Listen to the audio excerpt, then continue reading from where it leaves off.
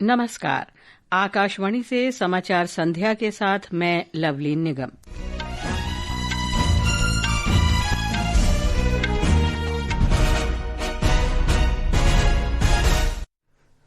केंद्रीय मंत्रिमंडल ने देश में महत्वपूर्ण खनिजों के पुनर्चक्रण के प्रोत्साहन के लिए 1,500 करोड़ रुपए की योजना को मंजूरी दी।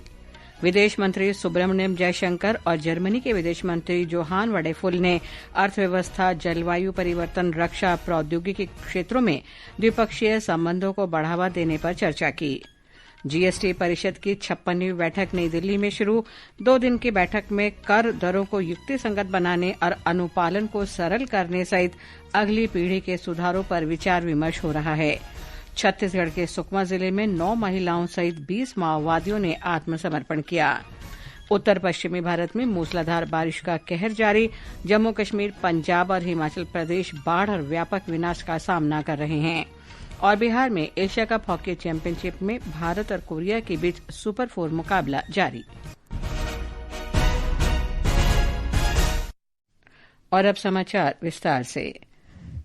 प्रधानमंत्री नरेंद्र मोदी की अध्यक्षता में मंत्रिमंडल ने सहायक स्रोतों से महत्वपूर्ण खनिजों को अलग करने और उत्पादन के लिए देश में पुनर्चक्रण क्षमता विकसित करने के लिए 1,500 करोड़ रुपए के प्रोत्साहन योजना को मंजूरी दी है। इस योजना का उद्देश्य महत्वपूर्ण खनिजों में घरेलू क्षमता का निर्माण और आपूर्ति श्रृंखला को लचीला बनाना है। योजना की अवधि 6 वर्षों के लिए चालू वित्त वर्ष से वित्त वर्ष 2030-31 तक होगी। यह योजना नई इकाइयों में निवेश के साथ साथ मौजूदा इकाइयों की क्षमता विस्तार, आधुनिकीकरण और विविधीकरण पर भी लागू होगी। योजना के तहत प्रोत्साहनों में निर्दिष्ट समय सीमा के भीतर उत्पादन शुरू करने के लिए संयंत्र, मशीनरी, उपकरण और संबंधित उपयोगिताओं पर 20% पूंजीगत व्यय सब्सिडी शामिल होगी। योजना के अंतर्गत शुरू होने वाली पहलों से कम 270 किलो टन वार्षिक रिसाइकिल क्षमता विकसित होने की उम्मीद है, जिससे लगभग 40 किलो टन वार्षिक महत्वपूर्ण खनिज उत्पादन होगा। इन पहलों से लगभग 8,000 करोड़ रुपए का निवेश आएगा और लगभग 70,000 प्रत्यक्ष और अप्रत्यक्ष रोजगार सृजित होंगे। रईसुद्दीन रिहान, आकाशवाणी समाचार, दिल्ली। विदेश मंत्री सुब्रमण्यम जयशंकर और जर्मनी के विदेश मंत्री जोहान डेविड वाडेफुल ने आज नई दिल्ली में वार्ता की। दोनों पक्षों ने राजनीतिक सहयोग, सुरक्षा, रक्षा, जलवायु, भावी तकनीकों और लोगों के बीच परस्पर विचारों का आदान प्रदान किया। We have just completed a very productive discussion on India-Germany cooperation, on our relationship with the European Union, and we have exchanged views on regional, global, and multilateral issues. We've had detailed discussions on various aspects of our ties. This includes our political cooperation, security and defense, economic relations, research and future technologies, climate and energy, as well as education, skilling, mobility, and people-to-people exchanges.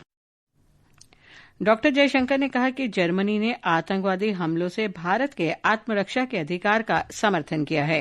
We greatly value the understanding that Germany has shown with regard to India's fight against terrorism. Minister Vadeful has himself been explicit about our right to defend our people against terrorist attacks. Our parliamentary delegation that visited Germany in June after Operation Sindoor was also warmly received. There's been an uptick in our defense and security cooperation. Germany के विदेश मंत्री Johan वडेफुल ने प्रौद्योगिकी केंद्र के रूप में भारत की सराहना की। वस्तु और सेवा कर जीएसटी परिषद की 56वीं बैठक आज नई दिल्ली में शुरू हुई। वित्त मंत्री निर्मला सीतारामन 2 दिन की बैठक की अध्यक्षता कर रही हैं। इसमें देश के अगली पीढ़ी के जीएसटी सुधारों पर विचार विमर्श किया जा रहा है। इनमें कर की दरों को युक्तिसंगत बनाना, अनुपालन को सरल बनाना शामिल है। आंध्र प्रदेश के वित्त मंत्री पय्यावुला केशव ने कहा कि उनकी पार्टी जीएसटी में केंद्र सरकार के प्रस्तावित बड़े सुधारों का समर्थन करेगी। From Andhra Pradesh, we are supporting the major reforms in the GST sector which are being proposed by Government of India. Most of them are going to help the common man and poorest of the poor. They are coming from the food sector, education, health, steel, cement, textiles, all the reforms which are being proposed by the Government of India to bring down the burden on the common man. प्रधानमंत्री नरेंद्र मोदी ने पिछले महीने स्वतंत्रता दिवस पर राष्ट्र के नाम संबोधन में जीएसटी के अगली पीढ़ी के सुधारों के महत्व पर बल दिया था। पिछले 8 साल से हमने जीएसटी का बहुत बड़ा रिफॉर्म किया, पूरे देश में टैक्स के बर्डन को कम किया और 8 साल के बाद समय की मांग है कि हम एक बार उसको रिव्यू करें। हमने एक हाई पावर कमेटी को बिठा करके रिव्यू शुरू किया, राज्यों से भी विचार विमर्श किया। हम नेक्स्ट जनरेशन जीएसटी रिफॉर्म्स लेकर के आ रहे हैं। ये दिवाली के अंदर आपके लिए तोहफा बन जाएंगे। आत्मनिर्भर भारत के निर्माण के लिए केंद्र सरकार ने पिछले महीने हुई मंत्री समूह की बैठक में जीएसटी में महत्वपूर्ण सुधारों का प्रस्ताव रखा था। ये समाचार आकाशवाणी से प्रसारित किए जा रहे हैं। ताजा समाचार जानने के लिए आप हमारे social media handle x@AIR news Hindi को फॉलो कर सकते हैं। प्रधानमंत्री नरेंद्र मोदी ने आज नई दिल्ली के यशोभूमि में सेमिकॉन इंडिया 2025 के दूसरे सेमीकंडक्टर क्षेत्र के विशेषज्ञों से बातचीत की। उन्होंने प्रदर्शनी का अवलोकन किया और सेमीकंडक्टर से संबंधित विभिन्न उत्पादों तथा परियोजनाओं की जानकारी ली।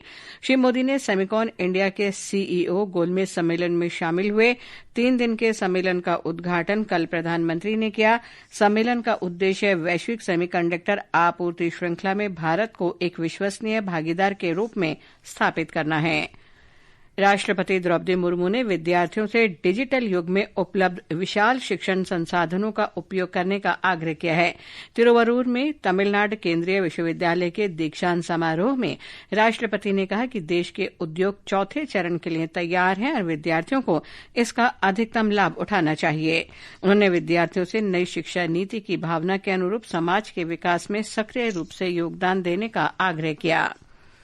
गृहमंत्री अमित शाह ने आज नई दिल्ली में छत्तीसगढ़ की करेगुटालू पहाड़ी पर ऑपरेशन ब्लैक फॉरेस्ट को सफलतापूर्वक अंजाम देने वाले सीआरपीएफ, छत्तीसगढ़ पुलिस, डीआरजी और कोबरा के जवानों को सम्मानित किया।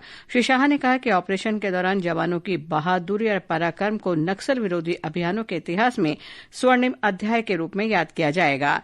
इस अवसर पर राज्य के मुख्यमंत्री विष्णुदेव साय और उप मुख्यमंत्री विजय शर्मा भी उपस्थित थे।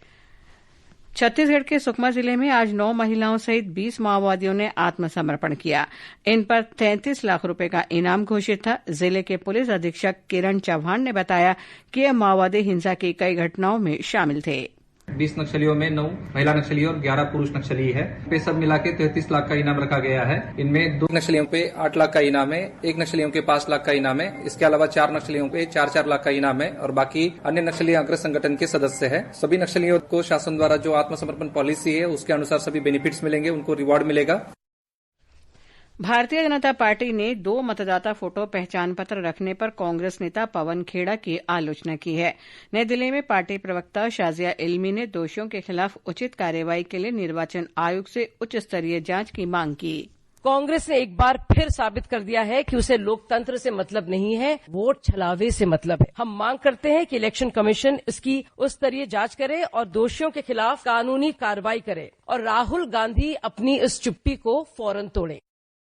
ये समाचार हमारी वेबसाइट www.newsonair.gov.in और हमारे न्यूज ऑन एआईआर ऐप पर भी उपलब्ध हैं।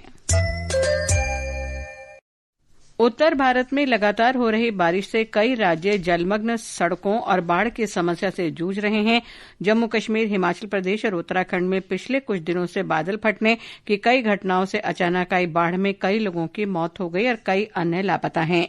जम्मू कश्मीर में रियासी जिले में सलाल बांध के सभी द्वार खोल दिए गए हैं। भारी मात्रा में पानी छोड़े जाने से चेनाब नदी और उसकी सहायक नदियों का जलस्तर बढ़ने की आशंका है। हिमाचल प्रदेश से हमारी संवाददाता ने बताया है कि राज्य में बारिश और भूस्खलन के कारण जनजीवन बुरी तरह प्रभावित है।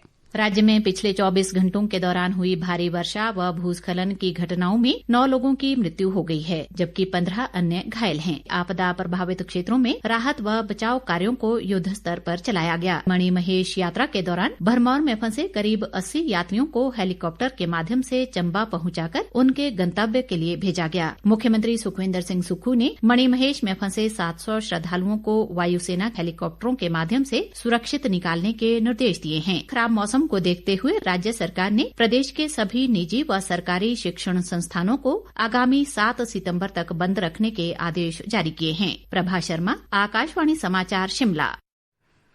उत्तराखंड के अधिकांश जिलों में आज बारिश से थोड़ी राहत मिली। भूस्खलन और मलबे के कारण अवरुद्ध सड़कों को फिर से खोलने के प्रयास किए जा रहे हैं। मुख्यमंत्री पुष्कर सिंह धामी ने कहा कि वर्षा से राज्य में काफी नुकसान हुआ है और प्रभावित जिलों में नुकसान का आकलन किया जा रहा है। आकलन अभी कर रहे हैं और काफी नुकसान हुआ है और सभी देख ही रहे हैं कि पूरे प्रदेश के अंदर आपदा है, कहीं जल भराव है, कहीं लैंडस्लाइड है, कहीं पर बादल फट रहे हैं, पुलों को, सड़कों को, सरकारी संपत्तियों को, निजी संपत्तियों को जनहानि भी हुई है। दिल्ली एनसीआर में आसपास के बैराजों से लगातार अतिरिक्त पानी छोड़े जाने के कारण खतरे की चेतावनी दी गई है। पंजाब में अत्यधिक बारिश के कारण भाखड़ा, पौंग और रंजीत सागर बांधों से अतिरिक्त पानी छोड़े जाने और सतलुज, ब्यास तथा रावी नदियों के उफान पर होने से बाढ़ की स्थिति गंभीर बनी हुई है। 1600 से ज्यादा गांव प्रभावित हैं। कृषि मंत्री शिवराज सिंह चौहान कल बाढ़ प्रभावित पंजाब का दौरा करेंगे। वो सबसे ज्यादा प्रभावित अमृतसर, गुरदासपुर और कपूरथला जिलों के कुछ गांवों में प्रभावित लोगों से भी मिलेंगे। कृषि मंत्री के दौरे के बाद राज्य और केंद्र सरकार की उच्च स्तरीय बैठक होगी। कृषि मंत्री ने कहा है कि केंद्र सरकार संकट की घड़ी में पंजाब के साथ खड़ी है। अपने किसान भाइयों बहनों से, अपनी जनता से यही मैं कहना चाहता हूं कि केंद्र सरकार स्थिति पर नजर रखी हुई है। राज्य सरकार के साथ मिलकर जनता को इस संकट से पार ले जाने के लिए हर संभव उपाय करेगी। जनता से, किसानों से चर्चा करूंगा और जनता को संकट के पार निकालने में कसर नहीं छोड़ेंगे। राज्य सरकार से भी चर्चा करके, क्योंकि संकट के समय हम सब एक हैं, हम आवश्यक जो उपाय करने होंगे उन पर चर्चा करेंगे। विज्ञान और प्रौद्योगिकी मंत्री जितेंद्र सिंह ने देश भर में मूसलाधार बारिश के बीच पृथ्वी विज्ञान और मौसम विभाग के कामकाज की समीक्षा की। उन्होंने सार्वजनिक सुरक्षा के लिए मजबूत शुरुआती चेतावनी प्रणालियों और वास्तविक समय में मौसम अपडेट की आवश्यकता पर बल दिया। मौसम विभाग ने गुजरात में कुछ स्थानों पर कल बहुत तेज वर्षा और कुछ स्थानों पर अत्यधिक तेज वर्षा की आशंका व्यक्त की है। विभाग ने राजस्थान, महाराष्ट्र, मध्य प्रदेश, कोंकण और गोवा के कुछ हिस्सों में भी मूसलाधार वर्षा की आशंका व्यक्त की है। अगले 2 से 3 दिनों के दौरान उत्तराखंड, हरियाणा, चंडीगढ़, पंजाब, हिमाचल प्रदेश और जम्मू कश्मीर सहित देश के उत्तरी भागों में भी मौसम ऐसा ही रहेगा। सरकार ने लोगों को प्रधानमंत्री विकसित भारत योजना के फर्जी पोर्टल के लिए आगाह किया है। कुछ वेबसाइट सरकार के उपक्रम होने का झूठा दावा कर रही हैं। सभी नागरिकों, नियोक्ताओं और हितधारकों को धोखाधड़ी वाली वेबसाइट और भर्ती के झूठे दावों से सतर्क रहने की सलाह दी गई है। लोगों से आग्रह किया गया है कि वो ऐसे पोर्टल के माध्यम से व्यक्तिगत जानकारी साझा न करें और न ही कोई भुगतान करें।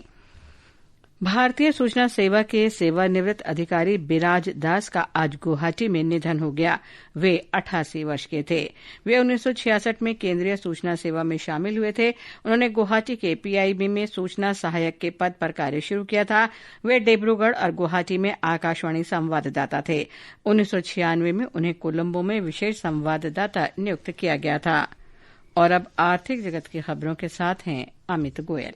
बम्बई शेयर बाजार का सेंसेक्स आज 0.5% की बढ़त से 410 अंक उछलकर 80,568 के स्तर पर बंद हुआ। नेशनल स्टॉक एक्सचेंज का निफ्टी भी 0.6% की मजबूती से 135 अंक बढ़कर 24,715 के स्तर पर दर्ज हुआ। अंतर बैंकिंग विदेशी मुद्रा बाजार में डॉलर के मुकाबले रुपया 8 पैसे की बढ़त से 88 रुपये 7 पैसे पर दर्ज हुआ। भारतीय नौसेना का स्टील्थ युद्धपोत आईएनएस त्रिकंद युद्धाभ्यास ब्राइट स्टार 2025 में भाग लेने के लिए मिस्र के अलेक्जेंड्रिया पहुंच गया है। यह अभ्यास 10 सितंबर तक चलेगा। अभ्यास में अमेरिका, मिस्र और भारत के अलावा सऊदी अरब, कतर, ग्रीस, साइप्रस और इटली की सेनाओं के भी भाग लेने की उम्मीद है। बिहार के राजगीर में एशिया कप हॉकी प्रतियोगिता के सुपर 4 दौर में भारत और दक्षिण कोरिया के बीच मुकाबला जारी है। बारिश के कारण मुकाबला देरी से शुरू हुआ। ताजा समाचार मिलने तक कोरिया की टीम 2-1 से आगे है। सुपर 4 के पहले मुकाबले में आज मलेशिया ने चीन को 2-0 से हराया। संघ लोक सेवा आयोग के अध्यक्ष अजय कुमार ने कहा है कि संघ और राज्य लोक सेवा आयोगों की सर्वोत्तम प्रथाओं के संग्रह के रूप में एक उत्कृष्टता केंद्र स्थापित किया जाएगा। डॉक्टर कुमार ने कहा कि प्रस्तावित उत्कृष्टता केंद्र मानक संचालन प्रक्रियाओं, नवाचारों, सीखने के ज्ञान के केंद्र के रूप में काम करेंगे। अंत में मुख्य समाचार एक बार फिर। केंद्रीय मंत्रिमंडल ने देश में महत्वपूर्ण खनिजों के पुनर्चक्रण के प्रोत्साहन के लिए 1,500 करोड़ रुपए की योजना को मंजूरी दी। विदेश मंत्री सुब्रमण्यम जयशंकर और जर्मनी के विदेश मंत्री जोहान वाडेफुल ने अर्थव्यवस्था, जलवायु परिवर्तन, रक्षा और प्रौद्योगिकी क्षेत्रों में द्विपक्षीय संबंधों को बढ़ावा देने पर चर्चा की। जीएसटी परिषद की 56वीं बैठक नई दिल्ली में शुरू। छत्तीसगढ़ के सुकमा जिले में 9 महिलाओं सहित 20 माओवादियों ने आत्मसमर्पण किया। और बिहार में एशिया कप हॉकी चैंपियनशिप में भारत और कोरिया के बीच सुपर 4 मुकाबला जारी। इसके साथ ही समाचार संध्या का ये अंक समाप्त हुआ। नमस्कार।